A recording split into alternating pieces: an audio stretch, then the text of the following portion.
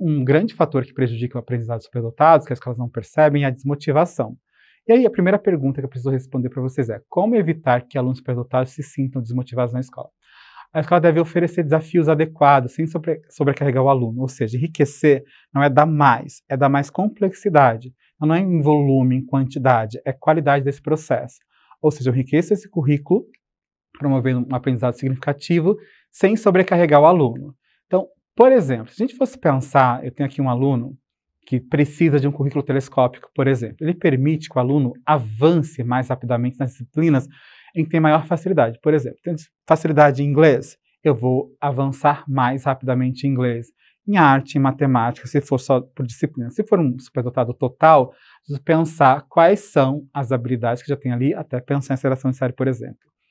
Outra coisa que funciona muito para o superdotado é o enriquecimento curricular, que ele proporciona atividades extracurriculares desafiadoras, além do currículo escolar.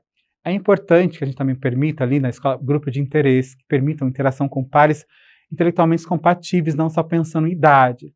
Por exemplo, tem um aluno que domina a matemática, pode participar de Olimpíadas? Pode sim. Mas é só isso? Não, ele pode cursar disciplinas do ensino médio, por exemplo, do ensino fundamental, de forma antecipada. Pode até excluir essa disciplina de matemática do ano dele, e esse horário que sobra ele vai fazer projetos de interesse na escola, na sala de recursos, na biblioteca ou até nos laboratórios. E como identificar corretamente um aluno superdotado na escola?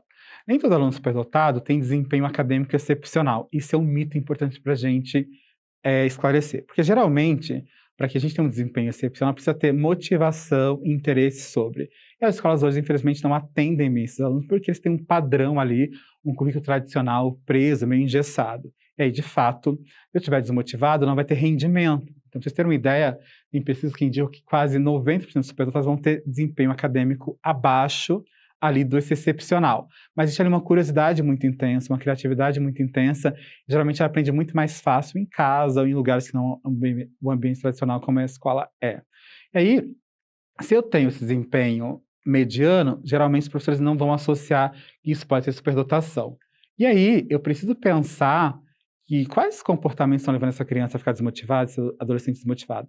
E aí pensar, né, nesse processo e observar ali pensamento crítico, criatividade, aprendizado acelerado nas matérias que eles gostam, com os professores que se dão melhor. E aí, depois desse processo, a gente pode conversar com a família e encaminhar para uma avaliação formal neuropsicológica, que é o ideal. Um aluno que questiona profundamente os conteúdos, mas tem notas medianas, pode estar entediado e precisar de desafios maiores, de acordo com os interesses deles. Essa é uma dica certeira.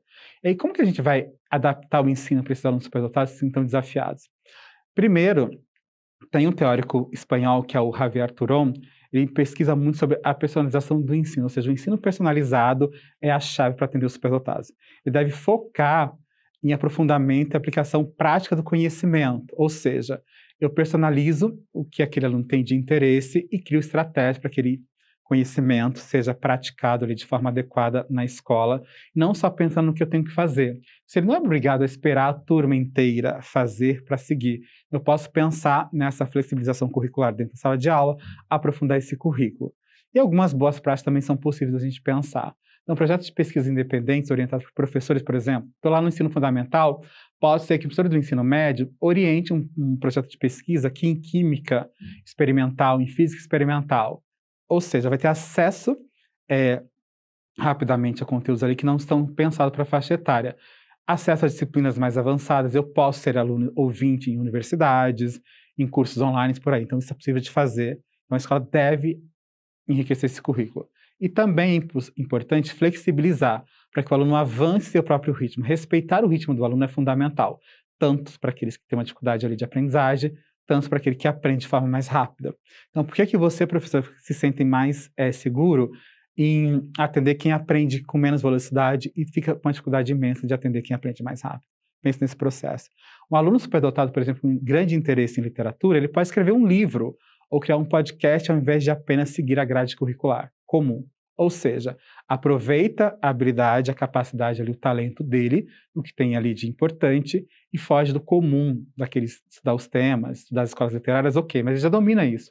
Como que ele pode colocar isso em prática no dia a dia? A gente precisa repensar, de fato, o currículo. E também, como lidar com o perfeccionismo e ansiedade de alunos superdotados. Isso é bem complexo, é bastante difícil, até porque nós vemos um mundo ansioso, né, o tempo todo, cheio de demandas importantes. E aí, muitos desses alunos superdotados, eles enfrentam medo de falhar e têm uma autocrítica excessiva, o que pode levar à procrastinação e ansiedade. Aí tem uma pergunta: eu procrastino porque eu sou ansioso ou estou ansioso porque eu procrastinei? E aí, geralmente, a gente vai precisar de ajuda psicológica profissional, geralmente psicólogos que trabalham com TCC, para dar conta desse processo, orientar, às vezes, a família. E a gente precisa pensar também as escolas, que está previsto, né, que as escolas tenham ali projetos para treinar a habilidade socioemocional.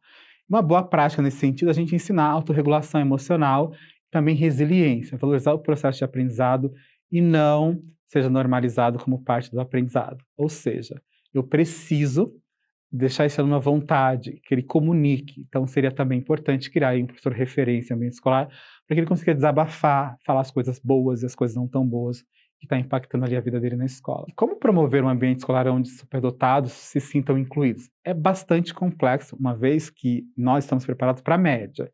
Então, quem é baixinho, né, quem tem menos de 1,70 m, sofre, por exemplo, no metrô, não consegue alcançar aqui. Quem é muito alto também, com 2 metros, também vai ter dificuldade. É a mesma coisa a gente pensar na escolarização. Quem tem a inteligência dentro da média ali, quem aprende de forma gradual, ok. Quem atende com mais dificuldade também precisa ser atendido bem. E o superdotado também precisa se sentir incluído nesse processo. E aí, a inclusão deles passa por romper esses estereótipos de genialidade e criar oportunidades para que desenvolva seu potencial real e efetivo, sem necessidade de atender expectativas suas, por exemplo, que eles sejam um Einstein, um Van Gogh, ou quem quer que você imagine, do que os personagens de filmes e séries como Young Sheldon, o Gênio Indomável, não. A superdotação ela é real no dia a dia e tem ali algumas implicações que vão impactar para que você entenda.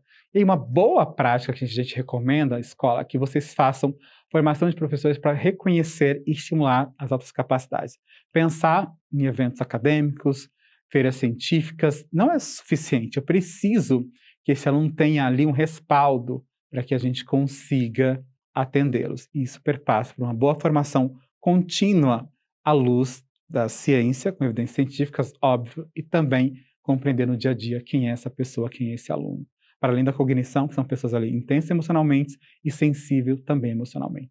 Então pense nisso, que você vai mudar a sua prática e que você vai atender melhor esses alunos, que eles merecem também ser atendidos. Não é um privilégio, é uma necessidade. Ou seja, a inclusão de alunos com superdotação ou TEA exige adaptações específicas para atender às demandas individuais. Você está falando de demanda individual. Nenhum aluno vai ser igual a outro aluno, e aí quando eu tenho uma necessidade específica, como superdotação ou autismo, preciso pensar. E aí, para o aluno com TEA, o foco deve ser estrutura, previsibilidade e suporte social. Por quê? É a demanda, se a gente pensar. Mas se houver ali, por exemplo, um autista com superdotação, muda-se também a foco de inclusão. Se eu tiver um autista com deficiência intelectual, também muda o foco de inclusão, pensando no conteúdo. Para alunos superdotados, o essencial é estimulação intelectual, flexibilidade, desafios adequados às demandas.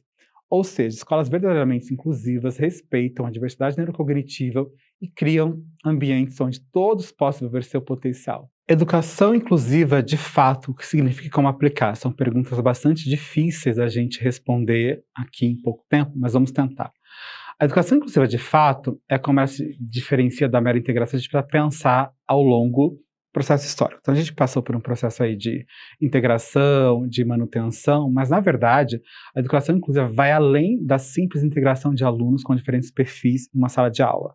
Enquanto a integração apenas coloca esses alunos no mesmo espaço, em adaptações significativas, a inclusão verdadeira garante que todas as barreiras de aprendizagem sejam removidas. Ou seja, é um sonho, porque a gente tem barreiras de atitudes, barreiras de estratégia de aprendizagem, barreiras físicas, e como a gente remove todo esse processo de um dia para a noite? A gente vive aqui uma tentativa desde 2008 de formular, mas parece-me, e visto aí, lido também muita ciência, que a gente não tem atingido todas essas necessidades. Então a gente precisa remover as barreiras para permitir que cada aluno desenvolva seu potencial de maneira equitativa.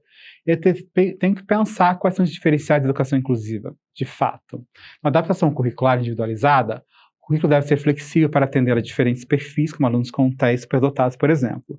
Formação continuada dos professores e educadores capacitados para lidar com a diversidade cognitiva, de fato.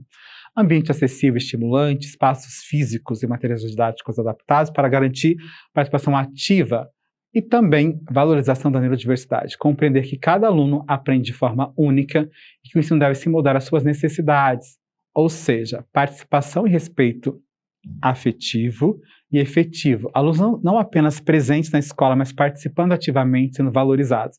Essa é a ideia da educação inclusiva. Por exemplo, um aluno autista em sala de aula, mas sem o suporte adequado, tem dificuldades para acompanhar as atividades, está acontecendo inclusão de fato? Não. Um aluno que tem um plano educacional individualizado, com adaptações sensoriais, atividades estruturadas e professores capacitados para ajudá-los a se desenvolver plenamente? Sim, educação inclusiva. A educação inclusiva, de fato, é aquela que adapta o ensino ao aluno e não o aluno ao ensino. Não há participação ativa, real e real desenvolvimento, não há inclusão verdadeira. Então, repense, de fato. A minha escola está preparada para fazer educação inclusiva? Como que eu estou fazendo isso? Estou fazendo PEI? Eu consigo atender todas as demandas, superdotados, pessoas com TDAH, autistas, deficiências intelectuais? Então, é a hora de repensar esse processo de inclusão na sua escola.